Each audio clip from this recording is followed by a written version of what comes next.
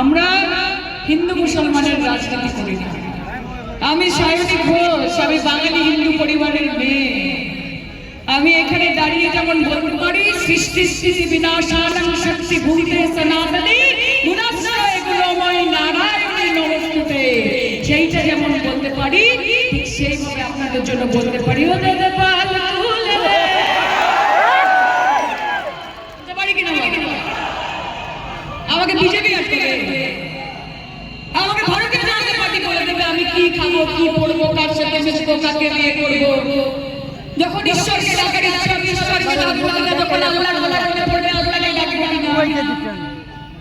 তুমি সব করবে, তুমি বলবে কি নাগরিককে নাগরিক নয়, তুমি ঠিক করে দেবে যে কে ভারতে থাকে ভারতে থাকে না, তুমি বলবে যে কে অনুপ্রবেশকারী অনুপ্রবেশকারী নয় এনআরসি করেনি। 6 বছর ধরে এনআরসি করেছে, আপনাদের সকলকে ছুটিয়ে মেরেছে, 1600 কোটি টাকা খরচা করেছে ফ্লপ এনআরসি। 19 লক্ষ মানুষের নাম বাদ গেছে, তার মধ্যে 11 লক্ষ হিন্দু যারা মানুষকে লাইনে দাঁড় করিয়ে নিজেরা এসে ঘরে বসে থাকে দিল্লিতে, যারা আপনাদেরকে এলপিজি লাইনে দাঁড় করাচ্ছে, আধার কার্ডের লাইনে দাঁড় করাচ্ছে, এসআইআরের লাইনে দাঁড় করাচ্ছে, এনআরসি লাইনে দাঁড় করাচ্ছে, ডিমনিটাইজেশনের লাইনে দাঁড় করাচ্ছে, আধার কার্ডের লাইনে দাঁড় করাচ্ছে, তাদের নামকে দড়ি দিয়ে যদি জোড়াতে হয় তাহলে মমতা বন্দ্যোপাধ্যায়কে নিজের ভোটটা দিতে হবে। কারণ মমতা বন্দ্যোপাধ্যায় কাউকে ভয় পায় না, তিনি বাংলার বাঙালি, তিনি চোখে চোখ রেখে লড়াই করতে শিখিয়েছে, তিনি কাঁধে কাঁধ মিলিয়ে মানুষকে চলতে শিখিয়েছেন। আরে তুমি হিন্দু মুসলমান বলবে, বিজেপি নেতাদেরকে দাঁড় করিয়ে দিলেই বলছে বলুন যে 5টা শব্দ বলতে পারবেন না, কি হিন্দু বলতে পারবেন না, মুসলমান বলতে পারবেন না, ধর্ম বলতে পারবেন না, বাংলাদেশ বলতে পারবেন না, বলুন তো তারপরে একটা ভাষণ দিতে দেখি কতক্ষণ কথা বলতে পারে। তুমি উন্নয়ন নিয়ে কথা বলবে না, তুমি কটা স্কুল হলে সেটা নিয়ে কথা বলবে না, তুমি কটা কলেজ হলে সেটা নিয়ে কথা বলবে না, কটা বেকার যুবক চাকরি পেলে সেটা নিয়ে কথা বলবে না, তুমি শুধু হিন্দু মুসলমান করবে। আরে এই দেশ যতটা হিন্দুদের, আমার হিন্দু ভাই বোনেরা বলে যে এই দেশ ততটাই ভারতীয় মুসলমানদের। তুমি দেশের ইতিহাস বুঝতে পারো না, এত ক্ষমতা তোমাকে আল্লাহ এবং ঈশ্বর দেয়নি। कि आज जो साहिबे मसमस है वो कल नहीं होंगे, कि आज जो साहिबे मसमस है वो कल नहीं होंगे, किराएदार है सभी यहाँ, किसी का सियासी मकान थोड़ी है, कि सभी का खून शामिल है यहाँ की मिट्टी में, किसी के बाप का हिंदुस्तान नहीं है। কাজে লড়াই করবেন তো, লড়বেন তো, গলার আওয়াজ শুনে খেলবেন তো, মামা হটাও, মামা হটাও। আচ্ছা মামা বেশি খেয়াল রাখে না মা বেশি খেয়াল রাখে? মা তো, তাহলে মামাকে যখন সুযোগ দিয়েছেন একটু মাকে সুযোগ দিয়ে দেখুন না, একটু মাকে সুযোগ দিয়ে দেখুন, একটু দিদিকে সুযোগ দিয়ে দেখুন।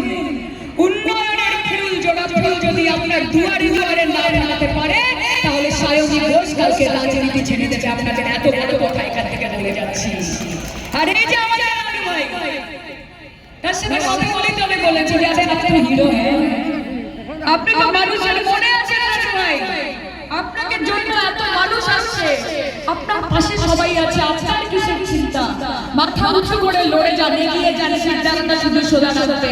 আর মনে রাখবেন একটা কথা, कि खुद ही को कर बुलंद ना, कि खुदा बंदे से खुद पूछे कि बोल बंदे तेरी रजा क्या। কাজে নিজেকে তৈরি করুন। এবং আমি আমার এমনই বলেছি যে তৃণমূল কংগ্রেস কিন্তু আসলে চলে এসেছে, তৃণমূল কংগ্রেস কিন্তু বড় চলে এসেছে, এবং তৃণমূল কংগ্রেসের জোড়া ফুল সাউথ করিমগঞ্জে ফুটবে শুধু কয়েক দিনের অপেক্ষা, শুধু কয়েক দিনের অপেক্ষা। এই ভারতীয় জুমলা পার্টিকে 1 ইঞ্চি জমি ছাড়া যাবে না। এনআরসি করেছে, এবার বলছে আবার সাধারণ মানুষকে হ্যারাস করবে, তাদেরকে অত্যাচার করবে।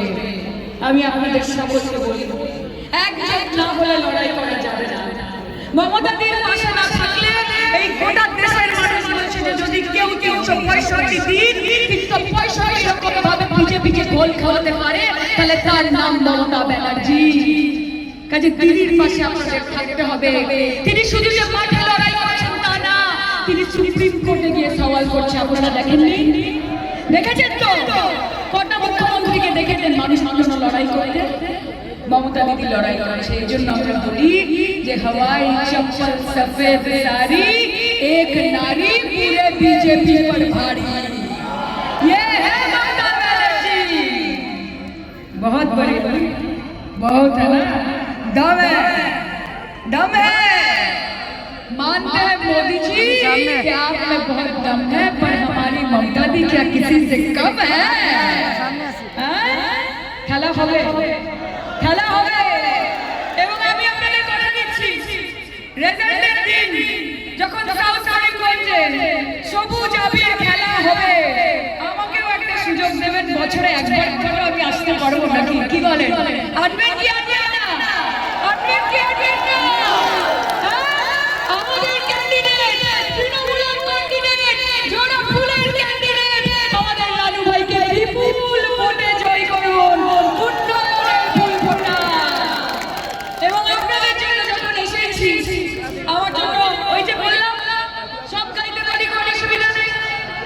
এই দিকটা ছেড়ে, এই দিকটা ছেড়ে, এইখানে ঠিক আছে, ঠিক আছে, শান্ত হ। এই যে ভিতরে আগুন আছে, এটাকে বাঁচিয়ে রাখো, এটাকে পুষিয়ে রাখো, এবং তার বিরুদ্ধে এটা নিয়ে মাঠে নামো, যার জামানত বাজেয়াপ্ত করার জন্য তুমি এই দিকের সন্তান হয়েছো। নিজের মাকে বাঁচাতে হবে, নিজের মাটিকে বাঁচাতে হবে, নিজেদের মানুষদের বাঁচাতে হবে। আর এতদিন যখন এসেছি, আমার সাথে তো একটুখানি গলা আপনারা মেলাবেন না? মেলাবেন না? সবাই মেলাবেন কি মেলাবেন না? দুলাই গাইবেন কি গাইবেন না? আবার বলি, আমি বাঙালি জাতিগণের মেয়ে, আমি গলা গলা গাই। দেখতে পাচ্ছেন গান গাবো, একটা গাইলো, গাও গাও। আপনাদের কথা বলি, আমি যাদবপুর লোকসভা কেন্দ্রের সাংসদ বটে।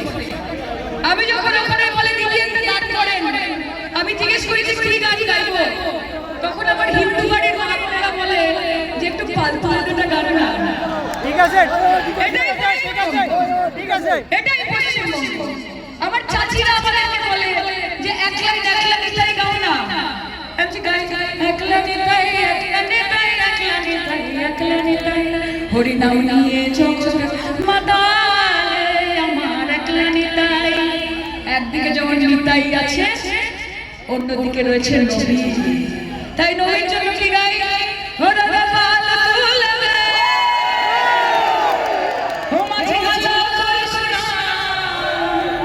আমার সাথে গাইতে হবে।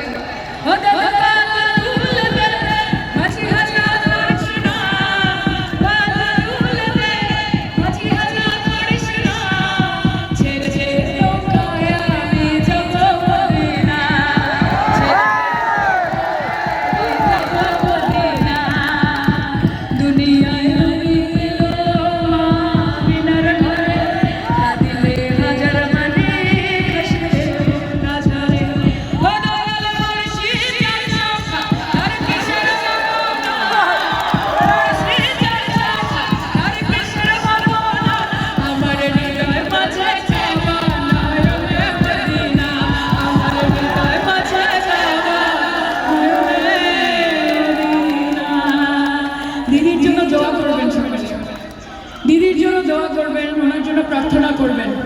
আমরা সবাই আছি একসাথে। আজিজ ভাইকে জেতাবেন, নানু ভাইকে জেতাবেন, উনি আমাদের ক্যান্ডিডেট, জোড়া ফুলের ক্যান্ডিডেট।